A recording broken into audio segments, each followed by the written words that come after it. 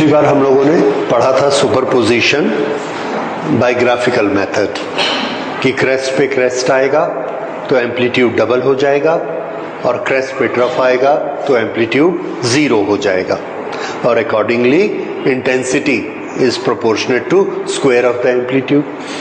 आज हम उसका मैथमेटिकल एनालिसिस करेंगे। दो वेव आ रही है और हमारी गिवन कंडीशन क्या है कि दोनों वेव क्या है, क्या शब्द था वो, कोहेरेंट। करेक्ट। कोहेरेंट वेव की कंडीशन क्या होती है, सेम फ्रीक्वेंसी और फेज डिफरेंस आगे पीछे हो सकती हैं, अलाउड है, लेकिन वो कैसा होना चाहिए, कांस्टेंट फेज डिफरेंस। शुरू में जितना है उतना ही बाद में, उतना ही और बाद में। तो ये कोहेरेंट वेव की दोनों कंडीशन है।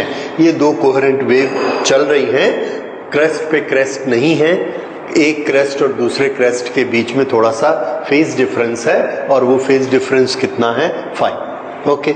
ये दोनों वेव एक स्क्रीन पर पहुंचती हैं। ओके। एक ही स्क्रीन पर एक टाइम पर पहुंचती हैं। राइट।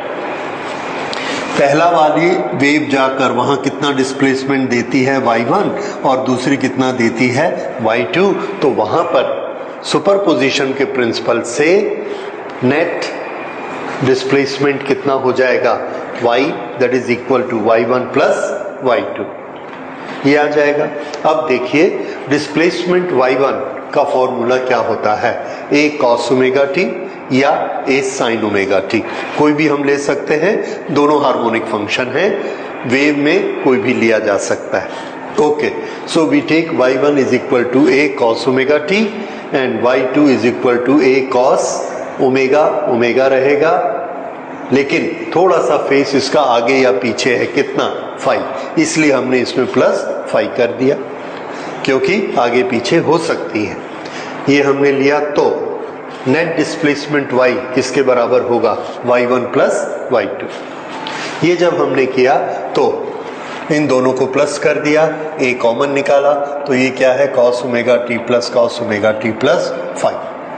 अब इन दोनों को, इसको हमने एक्सपेंड किया और इन दोनों का ट्रिग्नोमेट्रिक से हमने सॉल्यूशन निकाला, ये इसका सॉल्यूशन आया 5/2 का सॉल्यूशन।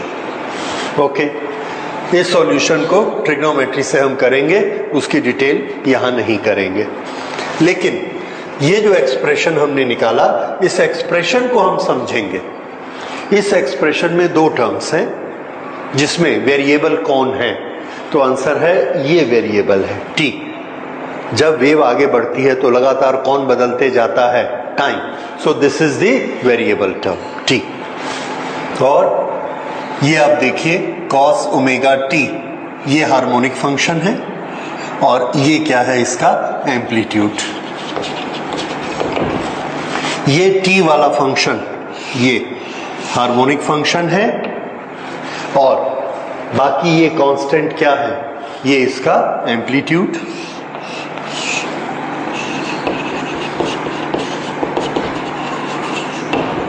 ये फाई एक फेज डिफरेंस है और फेज डिफरेंस एक कांस्टेंट होता है। शुरू में जो फेज डिफरेंस की एक वैल्यू बनी वो परमानेंट बनी, इसलिए ये कांस्टेंट है, और एम्पलीट्यूड भी एक फिक्स वैल्यू, मैक्सिमम डिस्प्लेसमेंट को एम्पलीट्यूड कहेंगे, that is also a constant.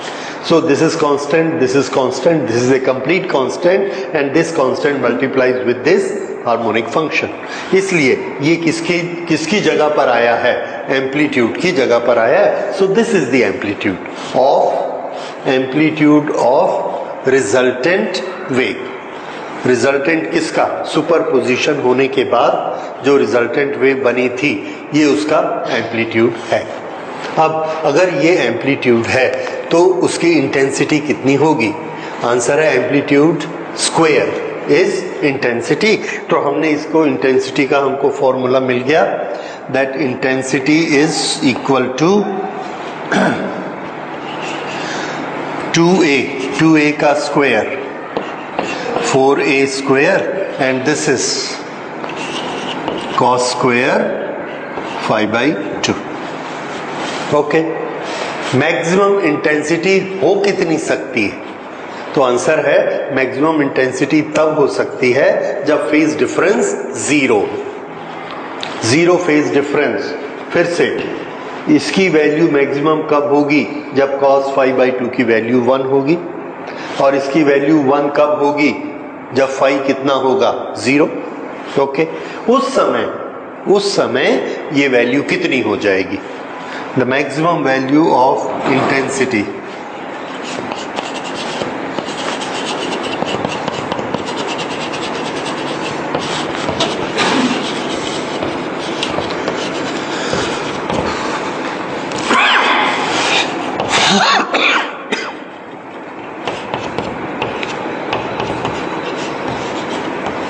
ये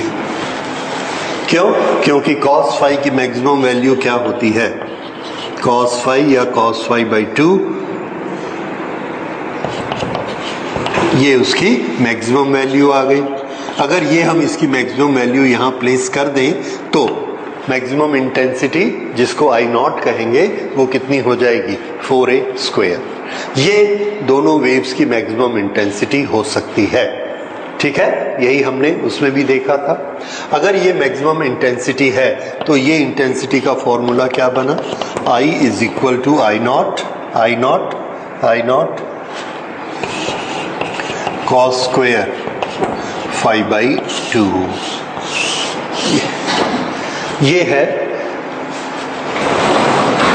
इंटेंसिटी बाय सुपरपोज्ड वेव। इस इंटेंसिटी को आप देखिए, इसमें दो चीजें हमको स्टडी करनी है।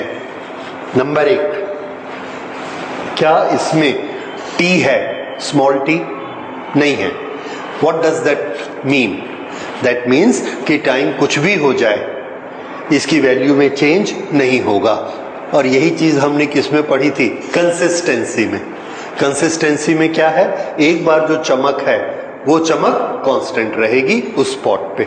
ब्राइट है तो हमेशा ब्राइट, डार्क है तो हमेशा डार्क, और अगर बीच में शैडो वाला है तो हमेशा शैडो वाला। तो वो किससे पता लगा मैथमेटिकली कि इसमें वेरिएबल टर्म t नहीं है। That shows that this is a constant value. दूसरा, क्या ये इंटेंसिटी ओमेगा पे, लैम्डा पे, वेलोसिटी पे डिपेंड करती है? आंसर है नो। ये सिर्फ और सिर्फ एक चीज पर डिपेंड करती है। किस पे? phi। What is phi? Phase difference, यानी एक क्रेस्ट से दूसरा क्रेस्ट कितना आगे है या पीछे है, that is the phase difference. तो इंटेंसिटी का इंक्रीज होना या नहीं होना, ये किस पर डिपेंड करता है? Relative position of the two crests, relative position of the two waves और the phase difference between two waves. ये दो चीजें इससे हमको पता लगती हैं। ये जो नॉर्मल वेव हमारे पास आ रही थी, ये वाली, इसकी इंटेंसिटी कितनी थी? Intensity of any one wave is amplitude square, a²। और अभी देखिए, सुपरपोज होने के बाद इसकी इंटेंसिटी कितनी आ रही है? 4a²। So this intensity of the combined wave, of the superposed wave, is 4a², that is 4 times of the individual wave। ठीक है, तो इसको हम ऐसा लिख सकते हैं, दोनों तीनों चीजें। पहले I not maximum intensity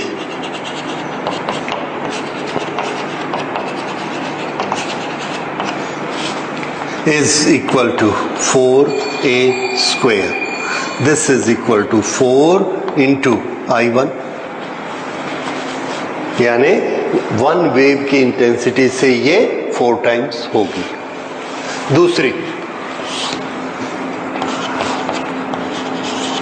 it has no term of t, hence constant. और इसी कांस्टेंट के लिए हम क्या बोलेंगे? कंसिस्टेंट। और तीसरी चीज, इससे क्या पता लगा? I depends only on phi। ये I सिर्फ किस पर डिपेंड करता है? फाई पर डिपेंड करता है कि इंटेंसिटी कितनी होगी। अब हम इसके डिफरेंट केसेस स्टडी करेंगे कि ये इंटेंसिटी फाई की किस वैल्यू के लिए डार्क यानी जीरो हो जाएगी और फाई की किस वैल्यू के लिए ब्राइट यानी कि मैक्सिमम आई नॉट हो जाएगी। अब आप मुझे बता सकते हैं कि आई जीरो कब होगी? जब इसकी वैल्यू जीरो हो जाएगी, ठीक है। तो आई मैक्सिमम कब होगी? जब इसकी वैल्यू 1 हो जाएगी, तब वो मैक्सिमम हो जाएगी। समझ में आ गया? तो शुरू करते हैं। Condition for maximum brightness.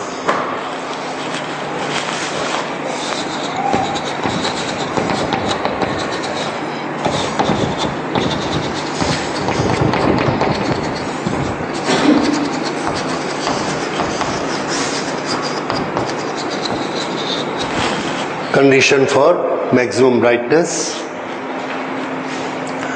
हाँ, cos square phi by 2 should be equal to 1। अगर cos square phi by 2 is equal to 1 है तो cos फाई की कितनी वैल्यू होगी?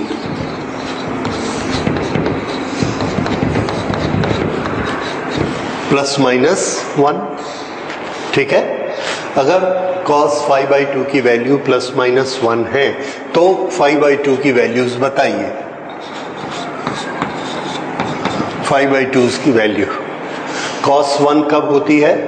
When phi is equal to 0, ठीक। तो फाई बाई 2 की वैल्यू कितनी होनी चाहिए? 0। उसके बाद 1 पाई 180 डिग्री, उसके बाद 2 पाई, उसके बाद 3 पाई, 1 पाई, 2 पाई, 3 पाई, 4 पाई। समझ में आ रहा है? ओके, तो इसका जनरल फॉर्मूला क्या बना? n pi. फाई बाई 2 की वैल्यू कितनी होनी चाहिए? n पाई। देयरफॉर फाई की वैल्यू कितनी होनी चाहिए? तो 2 से हमने इधर मल्टीप्लाई कर दिया सबको, तो ये कितना हो जाएगा? 0, 2 pi, 4 pi, 6 pi and 2n pi, where n starts from 0। ये क्या आ गई? Condition for phi, phase difference. अब this is for maximum.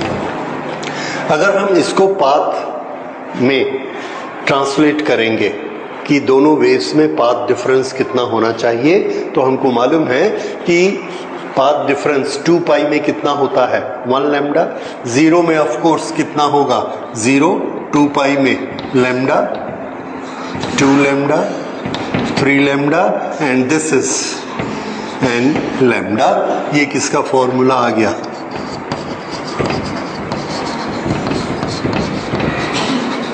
Path difference.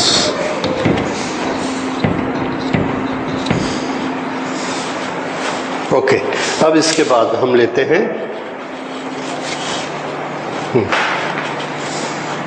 Condition for minimum brightness.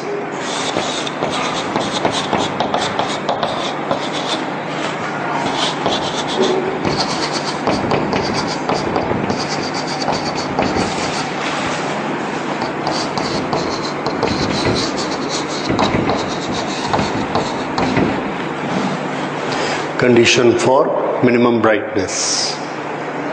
Okay, तो मिनिमम ब्राइटनेस के लिए 5/2 की वैल्यू कितनी होनी चाहिए?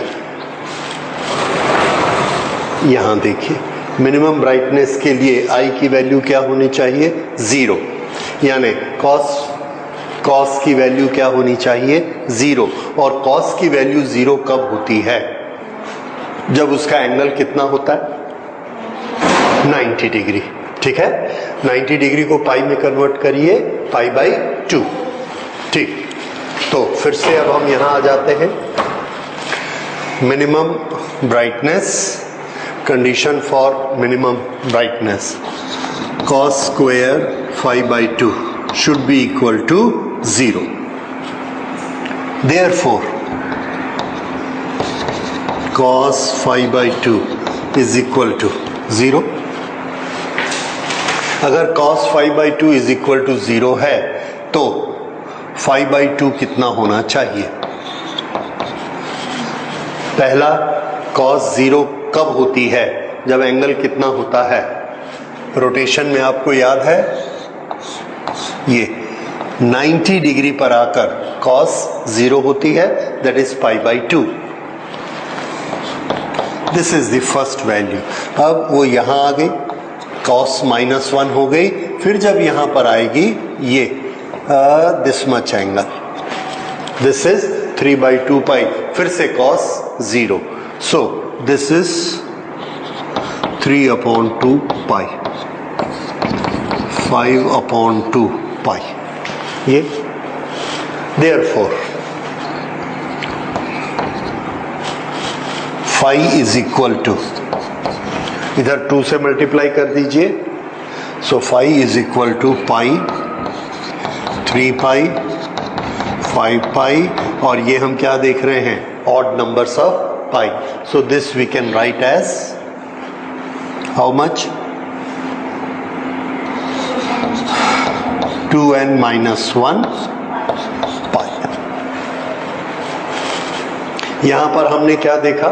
2n even multiple of pi for constructive superposition, and this is odd number of pi, that is destructive superposition.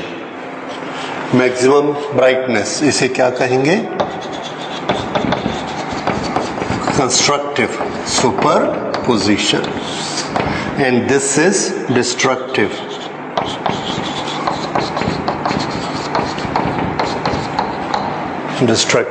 Superposition. ये आ गया। Okay, सो अगर ये फाई की वैल्यूज हैं, इसको हमने क्या याद कर लिया? ऑड मल्टीपल्स ऑफ पाई। ये क्या है? इवन मल्टीपल्स ऑफ पाई। यहां पाथ डिफरेंस बताइए। पाथ डिफरेंस हमको मालूम है, 2 पाई पे 1 लैम्डा होता है, तो पहले वाले 1 पाई पे कितना हो जाएगा? Lambda by 2। This is 3 lambda by 2, 5 lambda by 2, this is 2n - 1 lambda by 2, और ये क्या हो जाएगा?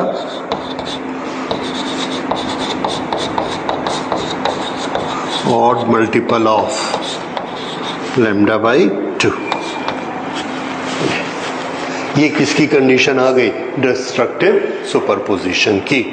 इस तरह से आपने देखा कि कंस्ट्रक्टिव और destructive superposition, we have got the same conditions what we had in graphical method. ठीक है, तो ये कंस्ट्रक्टिव और destructive analytical, mathematical analytical method से ये कंडीशंस आ गई। And if there is angle of phi, then ये एक इंटेंसिटी का फॉर्मूला आ गया। ये भी हमको बहुत जरूरत पड़ता है, इसको भी याद रखिएगा। This is also very important expression. इसमें फाई क्या है? Phase difference between the two, right? Okay, so this gives us conditions for maximum and minimum brightness.